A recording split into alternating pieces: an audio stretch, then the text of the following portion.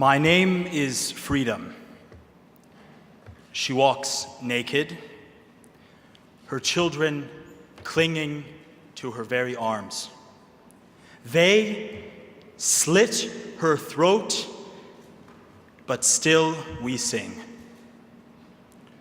Ladies and gentlemen, you would be forgiven for thinking this was penned by W.H. Auden or Charles Donnelly, returning broken yet defiant from their struggles against Spanish phalangists in the 1930s. But Maram al-Masri is no man, and she is no figure of history. She is a female war poet. She is a member of the Syrian diaspora, whose son had fought and died with the rebels in Aleppo in 2011. That the same themes of the Spanish Civil War now haunt the crumbling remains of the Syrian capital, ruined and torn by chemical weapons, Russian bombs, and regime artillery, speaks only to the tireless and timelessness of the struggle for democracy. A timelessness that flourishes from time to time, and most visibly today, an age of great democratic renewal. On that point, sir. Yes. Is Syria not the beginning of a new empire, the Islamic one, and not a democracy? As long as the hope for a greater Syria remains with people like Maram al-Masri, the ideal has not died. Honorable judges, esteemed opponents, fellow colleagues on side opposition, ladies and gentlemen of the audience, we urge you to reject once and for all the motion that democracy is dead. All morning, side proposition has told us that they lie in crypts, that they have been murdered by their eloquent French gravedigger, that they have been killed by the technocrats, by the New World Order, by Hillary Clinton, by the Koch brothers. What we have stated is that perfect democracy has never existed, but in the dreams of philosophers and utopians. It has never existed at no point in history, under any government or in any polity. Even Xenophon writes of the Athenian constitution that neither slave nor metic, that is a resident alien of Egypt, Cyprus, or Phoenicia, had or should have the right to vote. We see even in this birthplace of democracy that the perfect democracy proposed by side proposition is nothing but a straw man. It is nevertheless true that democracy was and always is ever present as an imperfect struggle for a perfect ideal.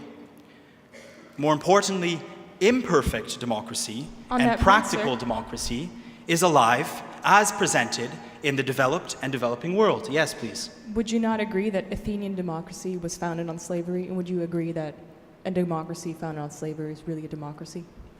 But that's precisely our point. The purple unicorn of the great democratic ideal has never existed, but practical democracy and functioning imperfect democracy exists in 123 countries around the world. It is thriving in the global north, as spoken by Harish, where populism has reinvigorated the democratic participation of once marginalized groups. It is thriving also in the developing world, as argued by my colleague Iksan, where nations are drawn ever closer towards Fukuyama's great liberal democratic utopia. Finally, ladies and gentlemen, it is thriving in every single one of us, in the democratic right of my colleagues to state facts, and in the democratic right of my opposition to voice their opinions, and yes, in their democratic right to be wrong. Some 30 years ago, my parents fled to Canada as political refugees, chased out of Soviet-occupied Poland for their democratic protests against martial law. 20 years later, growing up as a gay man in Toronto, I have borne witness to the immense progress of democracy as a social movement, that of which my colleague Louisa has earlier spoken. No one in my shoes, no gay man or woman, no visible or invisible minority, no woman, no oppressed person, no one but perhaps the mythical New World Order could look at Canada today and the Canada that my parents first encountered and think that democracy is dead. Ladies and gentlemen, I began this speech with a reference to one of today's poets, and I end with a reference to one of the greats. Langston Hughes on the eternal struggle for the democratic ideal, once wrote, "Democracy will not come today, this year, nor ever through compromise and fear. Freedom is a strong seed planted in a great need. I live here too. I want freedom just as you." Thank you very much.